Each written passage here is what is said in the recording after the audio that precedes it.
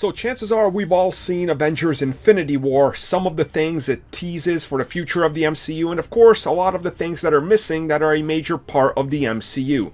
Now the big vocal point that people seem to have against this movie is, well, none of the actual characters from the Netflix shows or Marvel TV appear.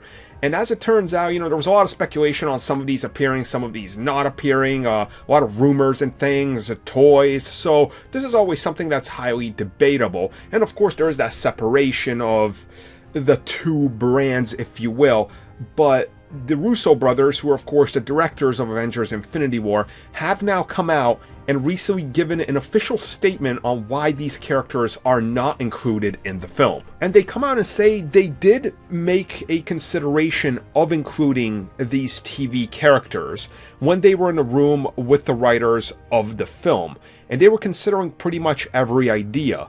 But at the time that the story was formulating and when they figured out how it would be used, that there wasn't really a lot of room to use these characters, and they wouldn't have fit the narrative that the story was trying to form, so ultimately they decided not to use them. Now of course, if you've seen the actual movie, and I assume you have, and you're here watching this video, you probably know that the amount of time they spend in New York City with the invasion, quote unquote, is a good 4 to 5 minutes max.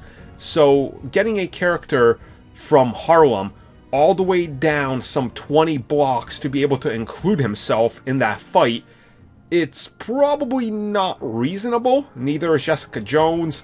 Daredevil is, spoiler, he's quote-unquote dead. And Iron Fist, he was probably busy telling someone at a pizza parlor that he's the immortal Iron Fist, so, there's that. Obviously, the Inhumans are somewhere in, they're... Honestly, who cares where they are? The Agents of S.H.I.E.L.D. have directly addressed where they are and why they can't appear. And when you look at the Runaways, well, they're a bunch of kids, so you can't really use them. So it all kind of explains itself if you watch the shows, but yeah, I understand why people are mad. But like they said, there's 30 main characters in this movie that we have to follow for a certain duration or another to be able to tell a coherent narrative. So shoving these characters in there for a quick cameo, what would that have done? Pretty much nothing. Probably would have thrown the structure of the movie off, so ultimately the decision to cut them was made. And as much as I would have loved to see some of them in there, what's Frank Castle gonna do? Realistically, what would he have done? Nothing. One batch, two batch, and Cull Obsidian stomps on him.